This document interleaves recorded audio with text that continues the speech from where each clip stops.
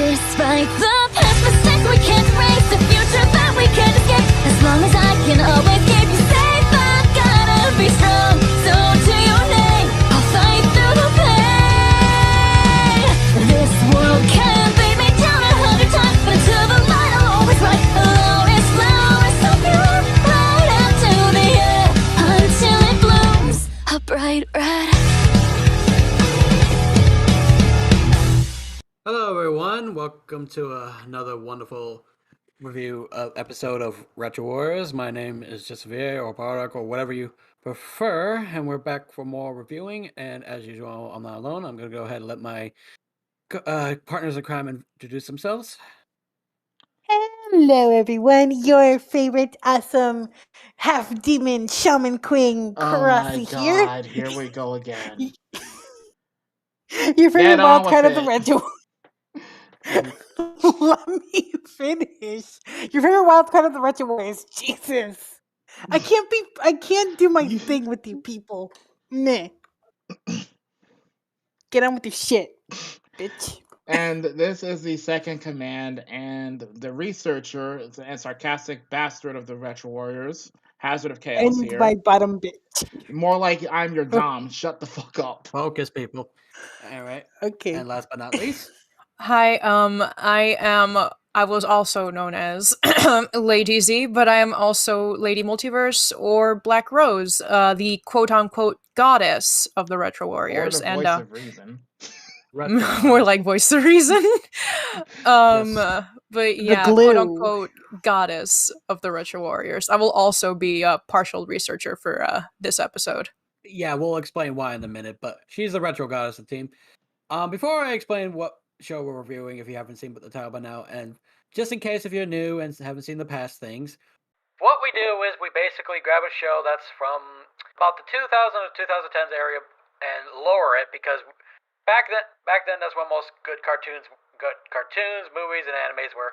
Back then, we just watch it, gather our notes, talk about it, and review it, and then we record it for you guys. And so on and so forth. Even with Pretty all much. the unprofessionalism involved. I don't expect us to be much professional anyway. But anyway, so for now, today in this episode, we are reviewing Waiting with patience for the spring, when the flowers will bloom renewed again. Fruits Baskets.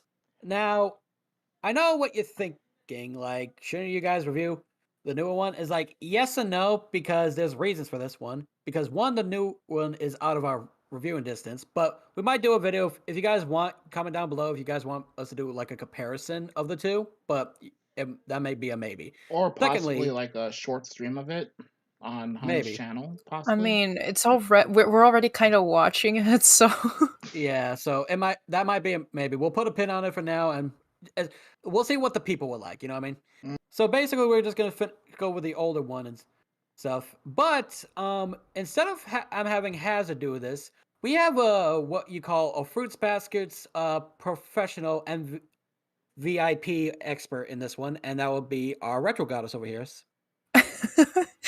I actually got these guys into Fruits Basket. They didn't have it in their list, and first Well, episode.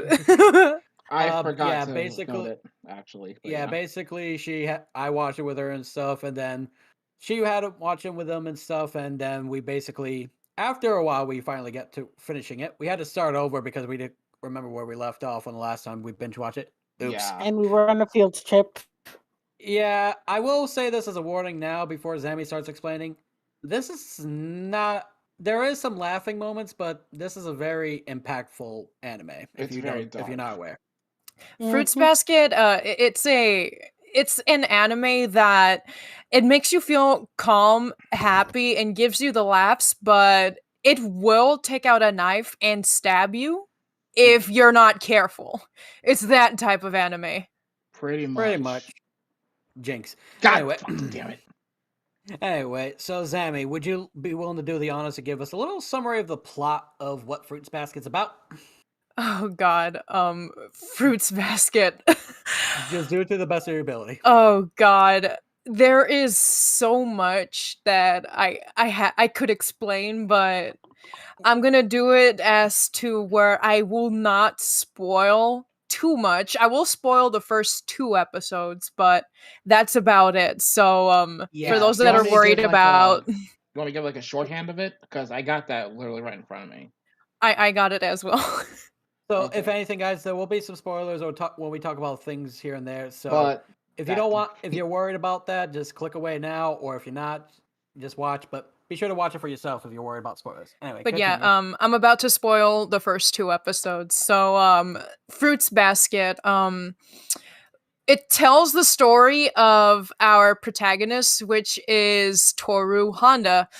She is an orphan girl because during the first episode, we unfortunately learned that her mother died in a car accident a few months prior. And her dad, when she was way younger, he actually died from a cold because he was I learned this myself. He was actually on a business trip when he got that. So Toru is practically an orphan.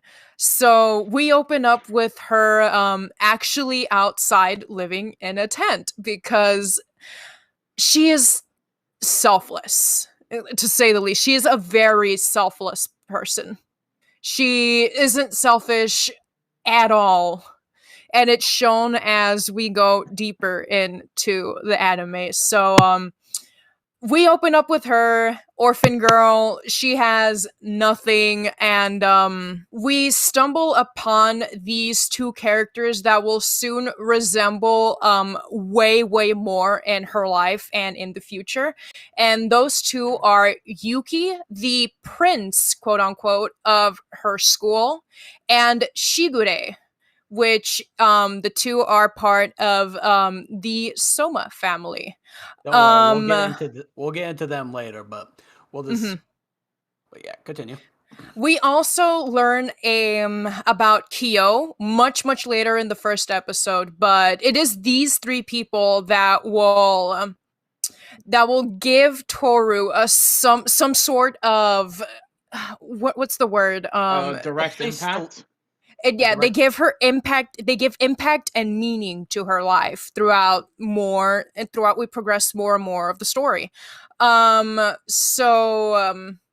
Out of horrible circumstance, when we are introduced to Carrot Top, aka Kyo, it is because he has come and wants to fight Yuki. Again, we'll So explain more soon. yeah, more on that soon. So Kyo and Yuki, they fight, and well, Toru, being so new to this, she accidentally embraces Kyo and turns him into his spirit animal. Spirit integrate! It leads to the point to where Shigure has to explain the family curse. So this is normal? Strange choice of words, but yes, our family has lived with this curse for generations. We transform into the 12 animals of the Chinese zodiac. Sorry, the 12 animals plus the cat. Whenever our bodies come under a great deal of stress, or when we're hugged by a member of the opposite sex, we transform. After a little while, we change back. The only thing is, we're naked. Not including the girls that are part of said Soma family, because later we learn about Kagura. I will not expose her animal yet. We learn about Kagura and how she's able to embrace Yuki and Kyo, and they don't transform whatsoever. So anyone that's not directly connected to the Soma family that has these spirits inhabiting them and cursing them, anyone else besides them, they turn into animals if they're hugged by the opposite sex. Actually, there were 13 zodiac spirits because of it's- an old folk tale. And then so- there was the apparently a god involved in all that. So Yeah, more on that later. Mhm. So Mhm. as we progress through the story, we learn about how the Soma family is being put through hardships and pain. And Toru also learns all of this, but through her own happiness, generosity, and overall just affectionate and loving nature, she helps these people. she helps them cure their emotional wounds and whatever it is that is bothering them. But as she learns more about this family, about Yuki, Kyo, Momiji, Shigure, everyone else in this quote unquote mysterious Soma family, she also learns more about herself and how much these people care about her. Yeah. Mhm. That's pretty much the basic sum of it. Without Yep. spoiling too much. But anyway, so yeah, that's pretty much the basic sum of it. So let's go ahead and start running down the characters. Let's start off with our protagonist with telling. I guess before Zammy can explain it, I think the best way I could say about a protagonist, Toru, she's one of the most kind-hearted, purest persons in the show entirely. An extreme airhead. Yeah. She is cinnamon roll worthy. I want to She- hug her. She is, but She Zammy, needs go a ahead and hug. tell. Okay, so before Hazard says anything, I'm going to go ahead and give you a little summary about Toru, and as we progress with the characters, I will also do them. So, Toru, she is shown as a polite, optimistic, extremely kind, and loving person. She loves to cook, and she is seen as an excellent housekeeper as we progress through the story. She goes to school, and she also has an after school job as a janitor at this big office because she wants to pay her tuition fees herself because she doesn't want her grandfather to, have to pay it for her. She doesn't want to burden him. That's putting it mildly. Yeah. Anything else about her you want to share, or is that it? It's just a little summary that I have. Here's Well, I guess we could. Oh, go ahead, Hazard. Yeah, I was just gonna say basically a lot of what Zammy just said basically was I can confirm. Also, some notes to the point in. She's living with the Somas literally because of mostly because of prior difficulties with some of her relatives, who I'm gonna be honest are toxic as hell. We'll get into them probably. Yeah, I doubt it. Oh, I also forgot to mention in the plot that technically these two boys, Yuki and Shigure, they saved Toru. Yeah, Mhm. in the technicality, because apparently the reason she's living with them is because Toru was currently living in a tent for a while and stuff. Yeah, because she refused to move in with her two best friends. She didn't want to inconvenience either one of them.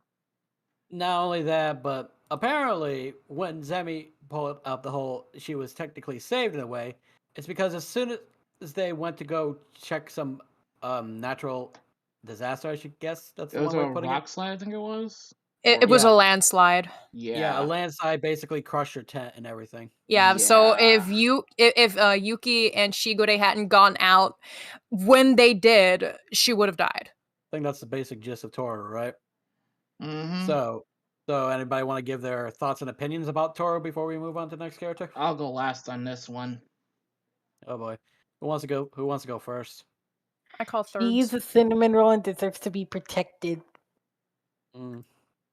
I will say Toru is, I guess, what you would call an interesting type of character because there's not many characters in shows you would see that act like the way she does, you know?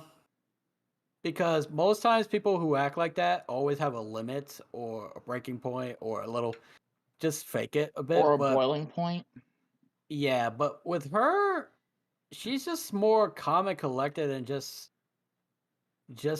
a mellow typed out person. She's doesn't really let things to bother her too much. She's very apologetic. Mm-hmm. I will point that out. Sounds She familiar. she would feel bad and stuff or always assume the worst if somebody hates her because they got mad and shit. Mm-hmm. She's very kind and sweet. She wants to be like, no matter how hard if they were rude or mean to him, and most people, she would really go out of their way just to continue to be friends with everyone. Mm-hmm. And that's kind of respectable in a way, but kind of also not so good. I'm not saying it's a really bad thing. It's just it really depends on the situation she should be in. You know what I mean? Right. She's a really easy person to get along with. Like literally, you can be the quietest, the most coldest bastard in the fucking world, and I bet that this girl will be your friend within a few days, if not days, a week. Give it a Literally, week. yeah, literally, she's that one person. Like, even if you do hate a person like that, she's that one type of person that will start to grow on you a bit, just the way she acts and shit. Again, It's this is all natural, so it's just attracting. It's like a magnet. so in a way, it's almost hard to hate how she Yeah. is. Mm-hmm. It's literally almost impossible because, again, she's literally like the nicest person in the world. It's like you could have yelled at her, you could have called her names. She will still be nice to you. Yeah, Mhm. she'll feel bad that she probably think it was her fault that you yelled and things, but Mm-hmm. yeah. All right, Hazard, you said you wanted to go last, so go ahead and share Like, your opinions. here's the thing: when it comes to Toru, on the one hand, I commend her for her kindness and everything, but at the same time, you just want to like. Part of me just wants to basically give her a flick on the head, saying, "You do realize you're allowed to be selfish once in a while, right? Nobody would fault you if you ever do." Extremely selfless. Mm-hmm. Yeah, And literally, I'm pretty it sure kind of most irks of it. me. I'm gonna be honest; it kind of I'm, irks me. But overall, I don't hate Toru or anything. It's just sometimes that attitude can be really irking. I can't say I blame you for that, and like I pointed out earlier and stuff, that selflessness is and kind-hearted and easy to be friendly with is a very good thing she has. But It again, has depending gotten on her in the trouble. yeah, Mm-hmm. and depending on most situations, if especially in real life terms, that could get into bad scenarios. But I digress. But yeah, what has it pointed out? I believe, even one of the characters who we'll most likely talk about next, has pointed out she's allowed to be selfish if she wants to. But yeah, I think that's enough about Toru. Next character, Hun. All right. I don't know if Has I has got a this list. next. Okay. I don't know if you have this next in specific, but since we're already talking about Toru, we're gonna go ahead and dive into her mother, Mama Toru, which her name is Kyoko. Yep. She used to be the leader of this all-female gang. They don't explain this in the old one. They do in the new one though, so I'm gonna go ahead and fill you in. She used to be an ex-leader of this all-female gang that was called the Red Butterfly Suicide Squad, and she was known as the Crimson Butterfly. But as soon as she got pregnant and had Toru, she turned into this. She devolved from this like badass, kick-ass woman and turned into the most kind, loving, and affectionate mother one could see. She turned to And Supermom, it's basically. just, and this is just through Toru's memories alone. She's just seen Basically, it so, you know. She became so in a, Supermom. so in a way, the apple doesn't fall too far from the tree. Mm-hmm. Though I will say it's kind of funny how Taro didn't even pick up the slightest hint or anything of her mom's past. But I know her mom most likely didn't bring it up or talk about it much or shit. You know what I Most, mean? if I have to be honest, I think it's largely because, like most parents out there, they want their kids to do better than they did. Basically, they don't want their kids to repeat the mistakes that they made. Mm-hmm. Though, though I will say she really raised Toro right. If Toro came out like this, that's all I have to say. Mm-hmm. Mm-hmm. Um, Like literally, I'm gonna go ahead. All of basically the 13 members of the Zodiac, she managed to, heal them and talk to them and actually connect with them all because of Kyoko and what she taught her when she was younger. she's what you almost would consider a guardian angel for others.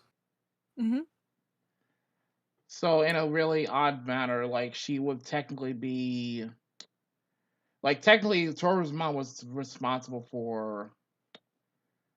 Toru's mom was technically responsible for the Somas basically, getting over their emotional scars rather indirectly. Mm-hmm. It's all Kyoko's fault. Pretty much, yeah. Bum, bum, bum, bum. Well, like I said, indirectly, because to be fair, it's Mhm. up to Toru at the end of the day if she wants to go, like if she wants to do that, and she clearly chose to. If you look at the series, Mm-hmm.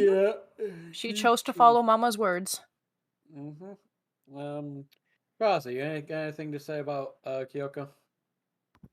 Badass and good mummy. Yeah. Again, I can't believe she used to be this badass gang leader and she turns into this mushy gushy mom. It's so awesome. You sound like Toru's friend there. I'm gonna be honest. I have to agree with Zammy and Crossy. And to be fair, I've seen this kind of trope in a number of animes. Like basically, criminal fathers tend to practically borderline spoil their kids with love and affection because they don't want their kids to basically be as bad as they are. It's not like it's not exactly the most uncommon trope. Mm-hmm. So I can kind of see, the whole Kyoko practically spoiling Toru with all the affection and teaching her the good values that she missed out on herself.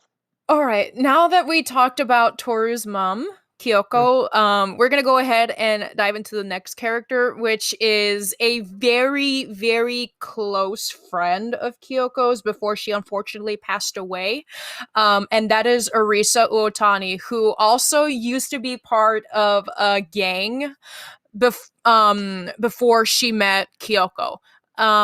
It is Kyoko that actually saves her.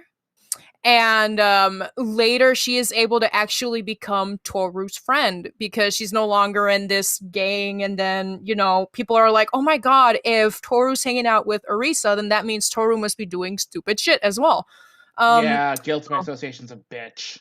Yeah, so she got out of the gang shit thanks to Kyoko and her help, and from then on, she just became one of Toru's closest friends. She is super, super competitive, sometimes violent, but she's also very tough and brash, and she especially loves to torment Kyo, or aka Carrot Top. She's just very competitive with him. Next time you pull that crap, I'm gonna light you up. Go ahead and try. It'll be the dumbest thing you ever did. I'll take you out. Oh yeah? Some tough guy. You're running away. Who's running? I'm going to the bathroom. Aw, gotta take a leak. What's it to you? Yeah, sadly, a lot of this about Uo's past is not shown in It the would be a first match made in series. heaven. Mm-hmm. Yeah, about that though, most of the whole gang life thing that was mostly shown more in the 2019 remake than the original. Sadly, I'm also that and the diving manga. into the manga. Yeah. So Yeah, like you'd basically have to everything. read most of that from the Mhm. manga. I'm just putting everything I know together. Gotcha. But All yeah, I right, was just so pointing that out. Arisa. So some of the stuff that So- we've mentioned here, this is a lot of it's more manga related than anything. Hence why we're having Zammy explain most of the characters and things, because she herself has read the manga and seen both the old and newer version. I enough. also have the manga in the bookshelf behind me. And I have 4 copies of the manga on the bookshelf in my place. So yeah. Anyway, back to it. I want to say I find it funny how from what I heard, she mostly got into this game things because she wanted to be like the Crimson Butterfly and all that. Mm-hmm.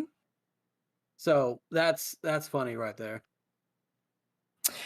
She used to be brash and fucking violent, just like Kyoko, but as soon as she met Toru, she became mushy and gushy, just like her mom. It's kind of hot though.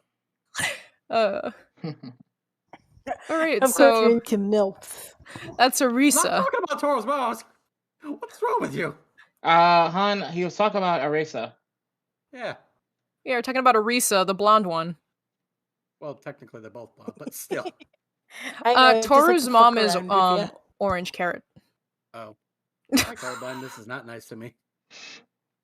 It's all good, Justin. Thoughts on Arisa, guys? I honestly didn't. Before I saw the newer one with you and stuff, and before she got this backstory and stuff, I thought she was just one of those generic tomboy type of people. You know what I mean? Yeah, like that badass Yankee. Mhm. Yeah, just like who's basically a female but has like much male personality wise. You know? and Yeah, it's things like that. tomboy. Mm-hmm. Yeah, just basically tomboy in general. But once I learned about her character, she's very interesting once I got to know her and things. And things like that. But yeah, I will say she's pretty cool, and she does do a good job protecting her friend Turo, especially from certain bullies, which we'll probably have to unfortunately mention later. I'm gonna be honest. My first impression of Arisa originally, this is just based on her attitude initially. Like I'm like, oh my god, she's got the temper of a female Majima. The sad part is you Oh, aren't too Jen. wrong. Oh my god. God damn it, Crossy, never again. Jen. Okay. But she did basically show that she was much more than that. Even granted, like most of her attitude really comes out when it comes to Kyo, basically when she's basically fucking with him. So other than that, though, she's shown she is loyal. She's basically a ride or die friend right there. Speaking of her personality, she's also shown to be quite aggressive and nasty to the people that are mean to Toru. That includes Yuki's fangirls. Yeah, Yuki, Oh, the what? quote-unquote Yuki fan club. We'll get into them sooner or later, but gross. Crossy, your thoughts on Arisa? She's a good friend and a bodyguard to Toru. That is a good way to sum it up, actually. I mean, we're talking about a He's person a that brings freaking pipes to school. Yep, she does. Yeah, I can see nothing wrong with that. Like, yeah, like I'll have her. I trust her with my life. And not just regular pipes, steel pipes. Yeah, I trust that with my kids. And God knows how she got it in the school. Yeah, I trust that. So with probably don't want to know. Anyway, moving on to the next one, and I think I know who we're going to talk about next. Oh, you already know. Toru's next closest friend, Saki Hanajima, or quote unquote, the Wave Girl. She's this. Sorry. She's the psychic girl, and she has the ability to sense people's quote unquote waves. One more word and you'll all get with electric shocks. She also sends out electric waves to protect Toru. It is seen a whole bunch of times when the Prince Yuki fan club comes over and starts to torment Toru, and she just like bolts after them, and you can see all the electric staticky shocky around her. She's one of in case in point, basically Hana scares the unholy shit out of the Yuki fan club. Yep. She puts a shock to the system. Virgil, are you sure you don't have a sister? I don't know. Last time I checked, that girl was white and Virgil was black, so Mama got some explaining to do. Distant relative? Oh my god. Probably a Was it reincarnation. twice removed. Oh god. Oh, probably a reincarnation. Ooh. Okay, so Saki, she is seen as a very perceptive person, and she often comes out in a deadpan manner. She just doesn't really fucking care. Oh, deadpan. I did. That's not the word what I thought when I first saw her. I'll give my basic summary of her. I thought she was one of those. Well, there's two descriptions to give her, and they're bad ones. But my opinions of her change. One of them was those quiet, dark, goth types and stuff. You know what I mean? I mean, you can't help but you can't help but jump to that conclusion too, based on the way she dresses outside of school and the way she kind of acts and talks and stuff like that, and things like that. Mm-hmm. And the other one, people will be astounded for me for saying this. Probably one of those kids who wears a hoodie and has a gun in the pocket and shit like that. One of The those sad girls. part is you're probably not wrong, because you remember it's always the quiet ones. So exactly, that's why I see, if I see a quiet kid wearing a hoodie and his hands are in his pocket, it's like, yeah, can I go to the bathroom? No offense to her, but like I said, my opinion has entirely changed of her once I got to know her. But you can understand my reasoning my thoughts when I first saw her. I don't fault you. Saki doesn't have a pistol; she has electric waves. Yeah, apparently that's essentially gone down through electric avenue. God damn it! Who wants to give their opinions and thoughts on Saki? God damn it, Crossy. Stealing my jokes. I'm gonna be honest. I thought she was more like the. I'm gonna be honest with you. Like initially, my impression of her was she's very protective, but potentially very violent, and probably a little bit of the angry, quiet goth kid who will fuck you up with a pistol or a knife. Yeah. But I was proven wrong, and I'm glad I was, because Saki Yeah. is definitely someone that is reliable. And she is basically a very perceptive and overprotective, I guess you want to say, mama figure to Toru. In fact, like most of the time she acts, it's usually just to protect Toru. And she barely gives a fuck all about anyone outside of her, Toru, and Arisa. So yeah. If I remember correctly, I think she has also a younger brother, but I could be wrong. She does have a younger brother. Okay. That's that's my honest opinion on Saki, so Is he deadpan like her? I'm gonna go ahead and make it real brief because again, he's only shown one episode and talked about the rest. He looks like her, and he doesn't do the whole wave shit. He actually puts curses on people. Oh god. Lovely. That's all you need to know. That's just lovely, ain't it? Instead of electric waves, it's curses. If he knows your name, you're fucked. So it's Oh like the whole god. So it's like the whole Death Note all over again then. Mhm. Yay. Lovely.